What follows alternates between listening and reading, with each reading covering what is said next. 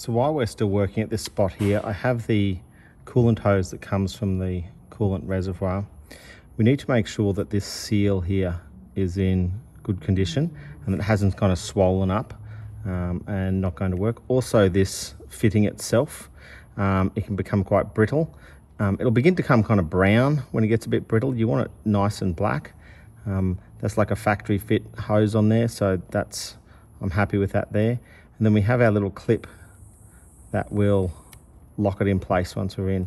I also suggest too, when you're putting this in, you might put a little drop of water or a little bit of soap or something on it. I don't want to put oil or anything in it because it can affect that seal. So I've just got a little bit of soap on the end of my finger and just want to just lubricate it a little bit with that. Now it's got a couple of lugs that it fits in at the back here, but I'm not going to fit it into those lugs until I've pressed it into here. It's a bit hard to get on camera, but we'll try our best.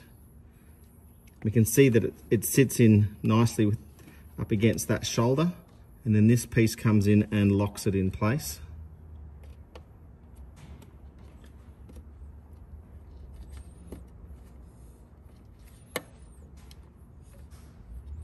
There should be a nice sort of nice click once it all locks into place, and I can't pull that fitting out anymore. Then there's two little sort of lugs that it sits in on the intake, just to hold that in place there. Just reconnect the fuel line. Now the next one we want to do is this one here. Now I got a new hose here with the thermostat, but it doesn't come with a clamp on the end, so I've just taken a clamp from the old one. Just push that clamp in there. So there's a groove up in this spot here where this pipe sits. So I'm just going to feed it underneath that fuel line.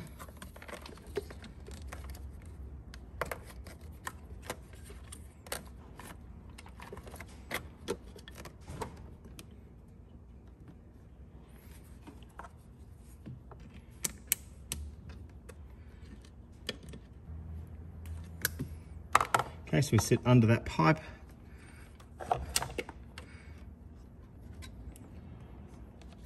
And we just click it into its spot there.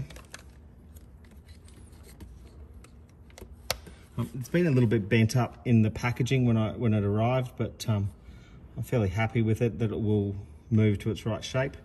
Now that runs over to the other side and over to the thermostat, but I'm not going to worry about that end just yet. So while I'm working in this region here, I'm going to bring over the wiring and just start to sit it in place.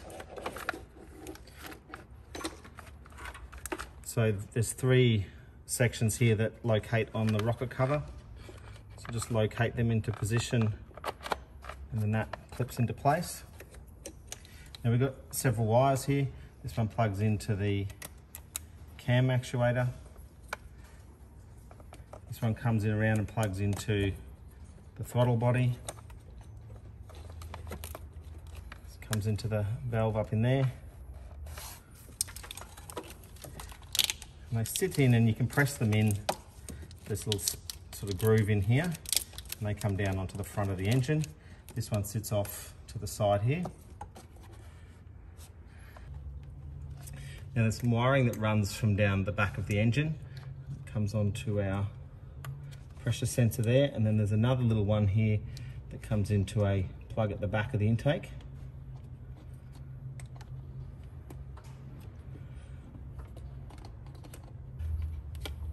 Now we just need to put our brake booster hose on, make sure that that's a nice tight fit on there as well. So while I'm working at this corner, I'm going to put this lifting bracket back in place.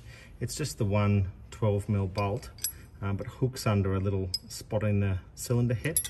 And then this gives me the bracket to attach everything onto here, all my wiring.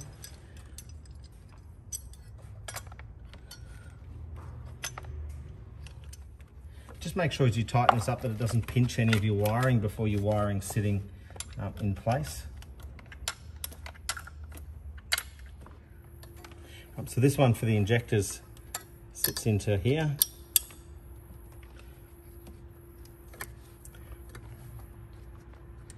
And we've got this one here that then needs to slide on and then lock in shut. The one that heads down to the back of the engine for the knock sensor slides in on here. It's sort of got a little bit bent.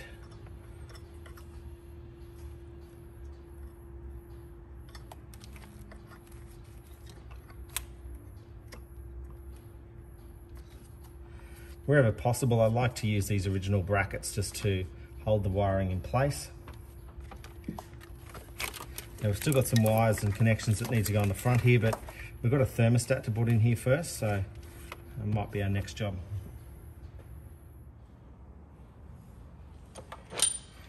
So this is the old thermostat. It would have been leaking looking at this seal here. These are throwaway. These are quite cheap to buy new ones. Just throw the lot away. The only thing I want off this is the bolts.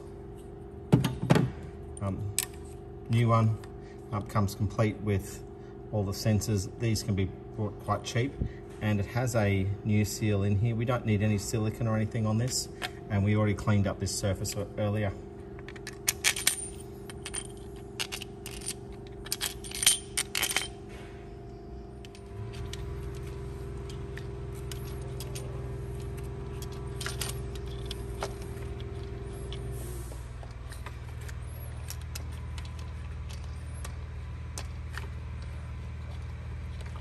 So just run these 4 bolts in.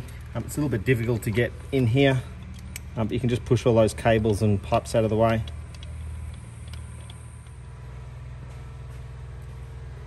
Now I couldn't find the specs for how tight to do this up, so I'm just going to use a little bit of common sense. It is a plastic housing.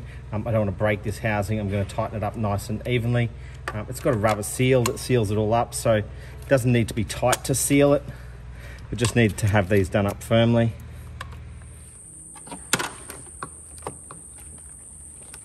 There's a few pipes that run through here, so you can get a little bit crowded.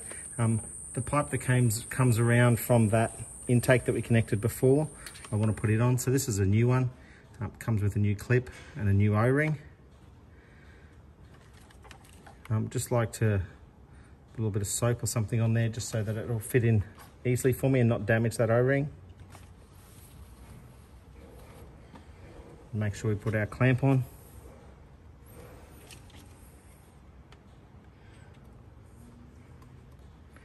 The clamp only sits tight in one spot, so make sure that you have it in the right spot. If you rotate it around a bit, you can feel where it sits in nicely, and that's locked into place.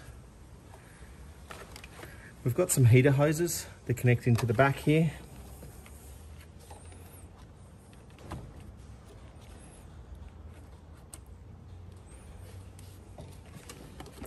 There is a longer one and a shorter one. It's best not to mix those two up.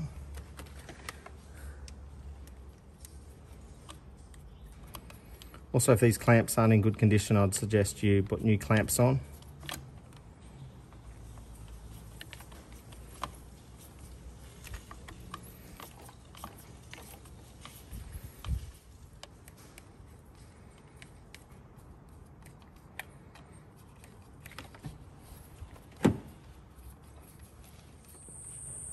Next thing I want to do is just put the cam sensors back in.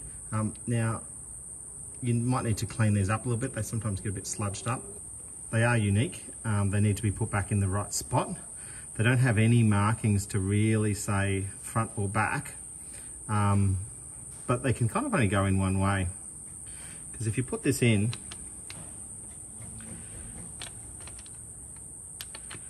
we sit it around here, what you'll find is this is the wire here for it, is there's a little tab in there. Now this can only fit one plug. It's not multi-fit, and you can see here that this plug is not fitting in on this one at all, whereas that one it fits in. Now that's my front one there.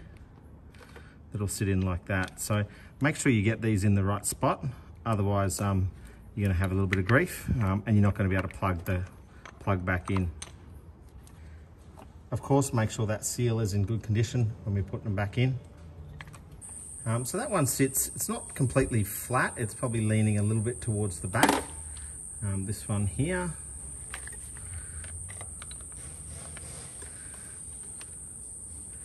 When I put it in, it's probably more vertical as a bit of a guide, but again, just double check it with your plugs.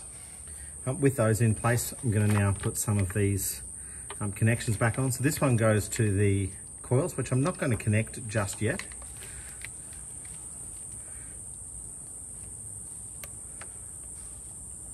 Comes in on our cam sensor and locks in.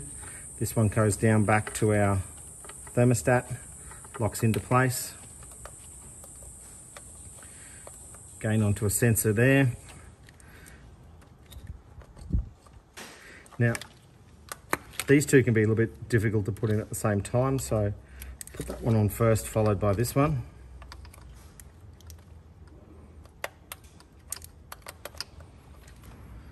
So we've also got a little earth lead here, so that just attaches to the cylinder head with a bolt.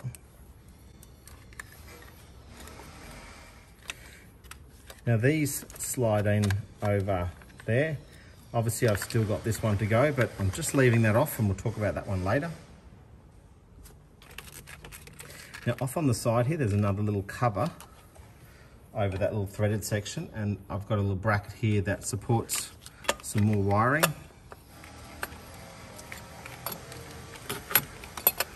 And it's important to put this back because otherwise this wiring ends up sitting on your gear shift change here, and that can cause you all sorts of problems.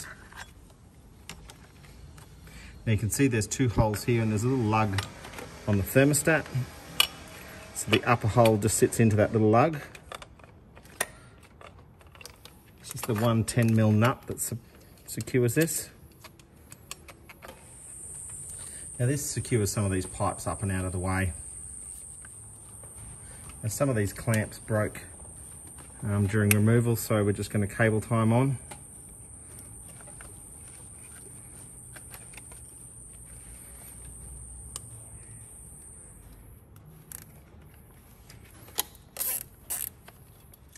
This one for your O2 sensor slides upwards into a little clip and just locks into place there. Looks like my clip there I broke when I took it off, so I'm just going to put a cable tie through there just to secure that in place.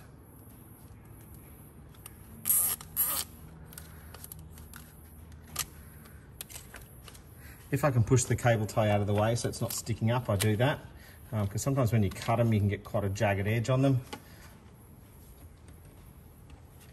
So I'm fairly happy with how that's all sitting in there.